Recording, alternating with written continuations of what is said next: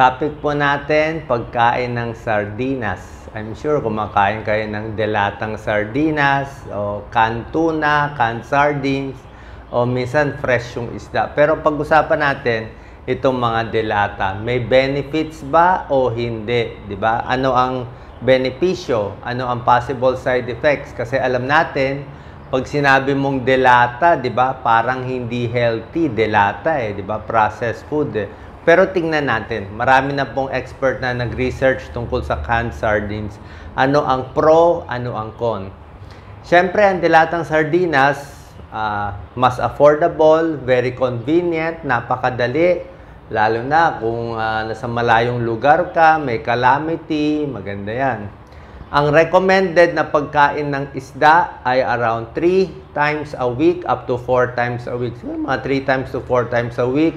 Tapos, bawat kain, mga 4 ounces. Yan ang recommended. Kasi pag sobra dami, sabi nila, baka tumaas yung mercury content. So, may mga isda kasi na malalaking isda na maraming mercury. Kaya medyo binabawasan yung pagkain ng isda. Pero 3 to 4 times in a week, itong mga maliliit na isda tulad ng sardinas, pwede. Bago natin pag-usapan ang pros and cons na pagkain ng canned sardines, dito muna tayo sa pro.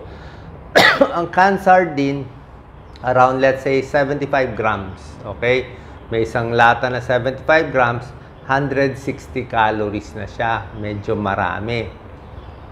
Wala siyang carbohydrate, wala siyang sugar, pero mataas ang protina niya. High protein. 18 grams ang protein ng canned sardines.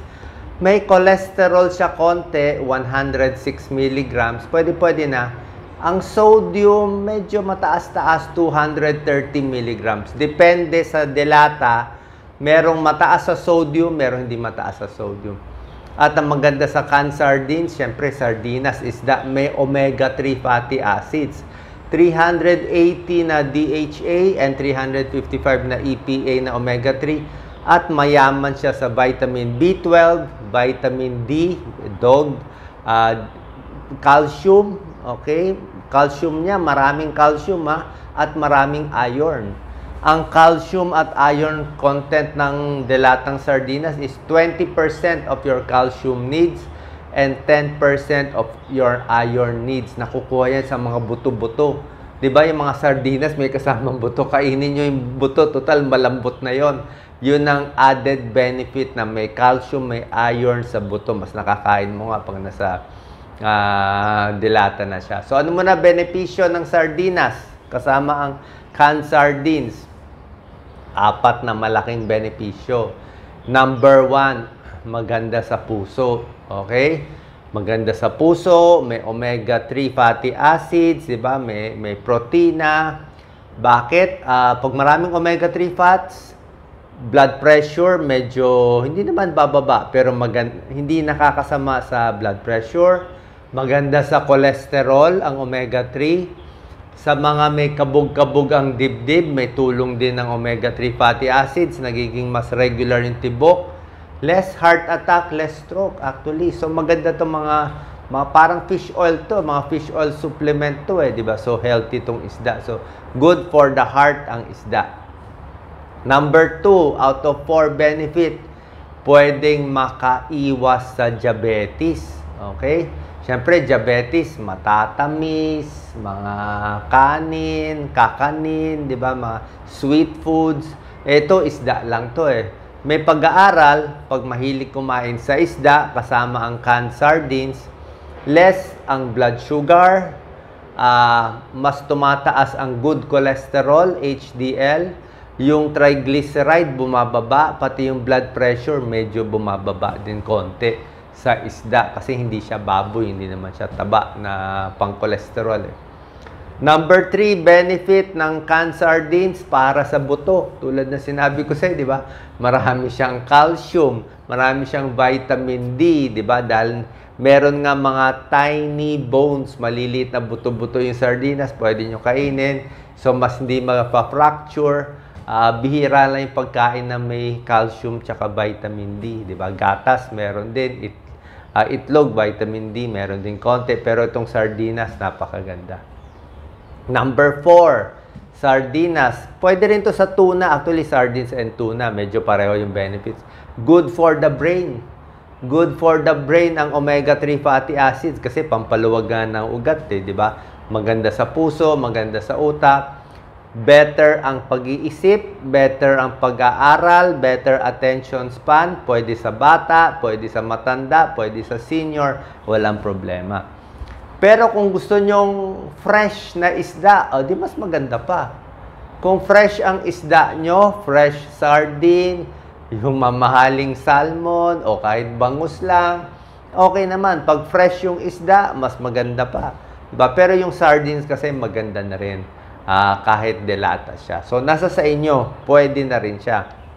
Tignan naman natin ngayon yung mga possible binabantayan or possible side effect na pagkain ng delatang sardinas.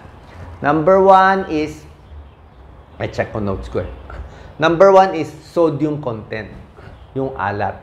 Minsan kasi, syempre, gawa-gawa ng maraming klaseng delatang sardinas, di man lang magbabanggit ng brand. Piliin nyo, basahin nyo yung nutritional label. Tingnan nyo ang sodium content, yung asin na nilagay. Normally, dapat merong iba, mga low salt eh. Kasi kung iba, siguro pampalasa, dadamihan yung alat. Alam ko, may nabibili ako, maalat na maalat. Kung masyado mataas yung sodium content niya, hindi ganun kaganda. Diba? Sobrang alat, baka ma-high blood, baka magmanas ka, diba? So, yung sodium content ka, on the average, 230 milligrams eh. Ang pwede naman in a day, abot ka naman ng 2,000 milligrams. Pwede. Kaya lang, mas maalat pa rin ang noodles, di ba? Instant noodles, mas maalat. Kaya tingnan nyo na yung sodium content ng delatang sardinas nyo medyo mababa. Okay? Number 2, babantayan din yung mercury content. Tulad na sinabi ko nga, ang isda, 3 to 4 times in a week, okay. Pag sardinas, medyo maliliit na isda naman yan. So, pwede kumain na mas marami. Pagdating sa tuna, ang tuna kasi malaking isda eh. So, ang tuna, hindi pwede mas madalas. Kung magti 3 times a week kayo o 4 times a week ng isda, siguro tuna o canned tuna, 1 beses, 2 beses, pwede na. Yung sardinas, pwedeng mas madalas. Kasi canned tuna, dahil malaking isda, possible na mas maraming mercury content.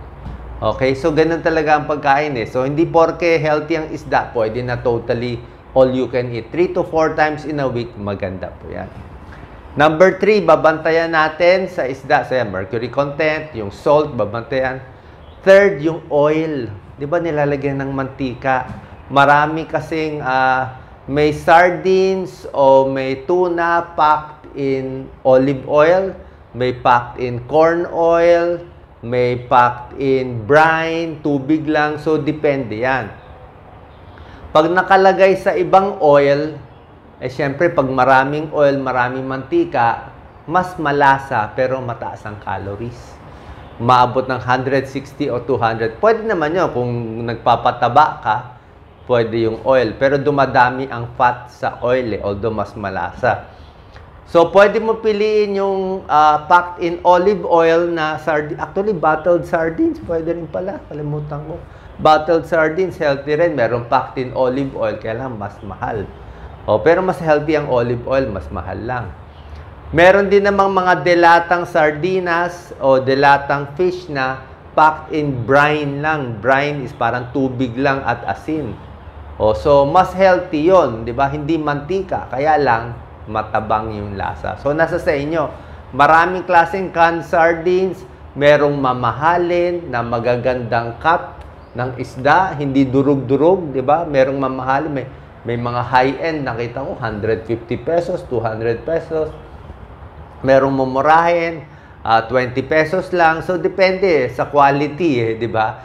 Kung medyo mumurahin, durug-durug yung isda. Kung mas mahal, siguro mas maganda. So, pili na lang kayo. So, check nyo. Sodium content, yung oil, yung calories, yung mercury. So, wag na masyadong marami. Yun lang po. Pero otherwise, di ba? Kung basically, kung kakain kayo, maganda itong canned sardines. Pwede na yan. Pili nila kayo mas maganda. Marami kasing advantage pag ginawang lata na unang-una, pwede tumagal ng ilang taon. Diba? Siyempre, isda, kailangan naka-refrigerator. Mamaya, double dead pa yung isda. Diba? Minsan yung isda natin, binibenta, double dead na, o hindi maganda yung mata, diba? Tapos, pwede pa mabulok yung isda natin, di ba? Although, kung sigurado ka sa source, okay din. At least, pag delata, even many years, pwede mo kainin, di ba? Depende sa expiration date. At number 2, malasa ang gawa nito. Very tasty, mabilis iluto, mabilis i-prepare. And, so, pili na lang kayo ng magandang klase na okay sa inyo, na affordable sa presyo nyo, na makakain nyo. Okay? Pero kung gusto nyo fresh na isda, gusto nyo salmon, mga lapu-lapu, pwede yon, healthy yon, di ba? Fresh. Kaya lang, minsan libo ang halaga. Di ba? Gusto mo hipon, pwede rin naman hipon. Libo din yung halaga minsan, pag marami kakainin. Itong sardinas, pili na lang kayo. Tapos sabi pa ni Doc Lisa, yung sardines, may luto na haluan mo ng gulay. Lagyan mo ng sardines with repolyo, marami. Maraming repolyo, o minsan may pechay, magiging mas healthy pa. Okay? So, wag natin mamalitin ng sardinas, wag naman araw-arawin, pero pwede yan. Mga 3 times in a week, 3 to 4 times in a week, para makatulong, makatipid tayo, at basically, healthy pa rin. Salamat po.